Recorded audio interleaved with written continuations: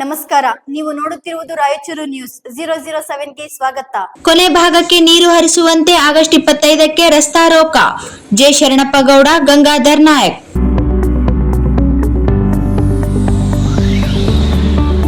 ತುಂಗಭದ್ರಾ ನೀರಾವರಿ ಸಲಹಾ ಸಮಿತಿಯ ತೀರ್ಮಾನದಂತೆ ಎಡದಂಡೆ ನಾಲೆಯ ಕೊನೆ ಭಾಗಕ್ಕೆ ನೀರು ತಲುಪುತ್ತಿಲ್ಲ.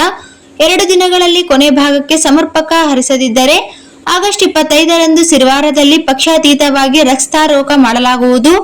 ರೈತರು ಪಕ್ಷಾತೀತವಾಗಿ ಭಾಗವಹಿಸಬೇಕು ಎಂದು ಮಾಜಿ ಶಾಸಕರಾದ ಗಂಗಾಧರ್ ನಾಯಕ್ ಮತ್ತು ಬಿಜೆಪಿ ಮಾಜಿ ಜಿಲ್ಲಾಧ್ಯಕ್ಷ ಹಾಗೂ ರೈತ ಮುಖಂಡರಾದ ಜೆ ಶರಣಪ್ಪಗೌಡ ಹೇಳಿದರು.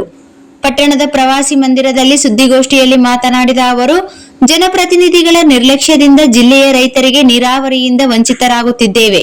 ಹಿಂದಿನ ತೀರ್ಮಾನದಂತೆ 75% ನೀರನ್ನು ಜಿಲ್ಲೆಗೆ ಹರಿಸಬೇಕು.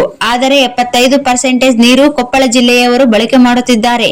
ಸರ್ಕಾರವು ಕೋಟಿಗಟ್ಟಲೆ ಅನುದಾನ ಲೂಟಿ ಹೊಡೆಯುತ್ತಿದ್ದಾರೆ. ಆದರೆ ಅದರ ಬಗ್ಗೆ ನಾವು ಮಾತನಾಡುತ್ತಿಲ್ಲ. ನಮಗೆ ನೀರು ಕೊಡಿ ಸಾಕು. ನೀರಾವರಿ ಇಲ್ಲದವರು ನೀರು ಬಳಕೆ ಮಾಡುತ್ತಿದ್ದಾರೆ. ನೀರಾವರಿ ಪ್ರದೇಶಕ್ಕೆ ನೀರು ವಂಚಿತರಾಗುತ್ತಿದ್ದೇವೆ. ಕಲಬುರ್ಗಾ ರೀಜನಲ್ ಅಧಿಕಾರಿ ಕೊನೆ ಭಾಗಕ್ಕೆ ನೀರು ತಲುಪಿಸಲು 2 ಜಿಲ್ಲೆಯ ಜಿಲ್ಲಾಧಿಕಾರಿಗಳಿಗೆ ಎಸ್ಪಿಯವರಿಗೆ ಸೂಚಿಸಬೇಕು. ಇದು ಪಕ್ಷಾತೀತ ಹೋರಾಟವಾಗಿದೆ. ಎಲ್ಲಾ ರೈತರು ಹಳ್ಳಿಯಿಂದ ಭಾಗವಹಿಸಬೇಕು ಎಂದರು. ಮಾಜಿ ಶಾಸಕ ಗಂಗಾಧರ್ ನಾಯಕ್ ಮಾತನಾಡಿ, ನೀರಾವರಿ ಇಲಾಖೆಯ ಅಧಿಕಾರಿಗಳು ನಾಲೆಯ ಮೇಲೆ ಓಡಾಡುತ್ತಿಲ್ಲ. ಮುಖ್ಯವಾಗಿ ಜನಪ್ರತಿನಿಧಿಗಳು ನೀರು ತಲುಪಿಸುವಲ್ಲಿ ವಿಫಲರಾಗಿದ್ದಾರೆ.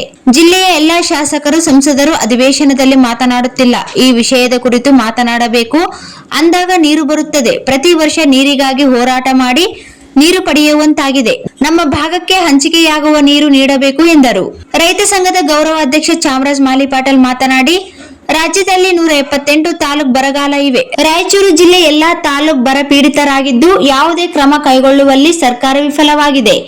ಆಗಸ್ಟ್ 11 ಸಲಹಾ ಸಮಿತಿ ಸಭೆ ಕರೆಯಲಾಗಿತ್ತು. ತಕ್ಷಣ ನೀರು ಹರಿಸಿ ಕೊನೆಯ ಭಾಗಕ್ಕೆ ಸಮರ್ಪಕವಾಗಿ ನೀರು ತಲುಪಿದ ನಂತರ ಮೇಲ್ಭಾಗದಲ್ಲಿ ಗೇಟ್ ಎತ್ತಬಹುದು. 104ರಲ್ಲಿ 5 ಫೀಟ್ ನೀರು ಇರಬೇಕು. ಇಂದು ನೀರು ಇಲ್ಲ. 1,75,000 ಎಕರೆಗೆ ಬಳಸುವ ನೀರನ್ನು ಮೇಲ್ಭಾಗದಲ್ಲಿ ಬಳಕೆಯಾಗುತ್ತದೆ. ಮಳೆ ಇಲ್ಲ, ನಾಲೆಗೆ ನೀರು ಇಲ್ಲದೆ ಜನರು ಗೋಳೆ ಹೋಗುತ್ತಿದ್ದಾರೆ. ಕೊಪ್ಪಳ ಜಿಲ್ಲೆಯಲ್ಲಿ ನೀರು ಬಳಕೆ ಕಡಿಮೆಯಾಗಬೇಕು. ಮೈಲ್ 69 ಫೀಟ್ ಇರಬೇಕು. 2 ಜಿಲ್ಲೆಯ ಜಿಲ್ಲಾಧಿಕಾರಿ, ಎಸ್ಪಿಯವರು ಕಂದಾಯ ಇಲಾಖೆ ಸೇರಿ ಕೆಲಸ ಮಾಡಿದರೆ ನೀರು ತಲುಪುತ್ತವೆ. ಜನಪ್ರತಿನಿಧಿಗಳು ನಿರ್ಲಕ್ಷ್ಯ ವಹಿಸುತ್ತಿದ್ದಾರೆ. ಆಗಸ್ಟ್ 25ಕ್ಕೆ ಅಹೋರಾತ್ರಿ ರಸ್ತೆ ತಡೆ ನಡೆಸಲಾಗುವುದು ಎಂದರು. ಈ ಸಂದರ್ಭದಲ್ಲಿ G Lokareddy, J Devaraj Gowda, Ramesh Darshankar, M Nagaraj Gowda, Siddaramaiah Swamy, M Srinivas Jalapur camp, M Uday Kumar Chagbavi, Haji Chowdhary, Moulasab ವರ್ಚಸ್, ಕಲ್ಲೂರಿನ ಬಸವರಾಜ್ ನಾಯಕ್ ಹಾಗೂ ಬೆಳವೆನೂರು ಶಿವಶರಣ ಗೌಡ, ಬೈರಣ್ಣ ನಾಯಕ್, ಅಮರೇಶ್ ಗೌಡ ಪನ್ನೂರ್, ಡಾಕ್ಟರ್ ನಾಗರಾಜ್ ಪಾಟೀಲ್, ವಿಜಯಕುಮಾರ್ ಗುಡ್ಡದಮನಿ, ಎಂ ಪ್ರಕಾಶಪ್ಪ, ಬಡ್ಡ ಹನುಮಂತ ಸೇರಿದಂತೆ ಸುತ್ತಮುತ್ತಲಿನ ಹಳ್ಳಿಗಳ 100 ರೈತರು ಭಾಗವಹಿಸಿದ್ದರು.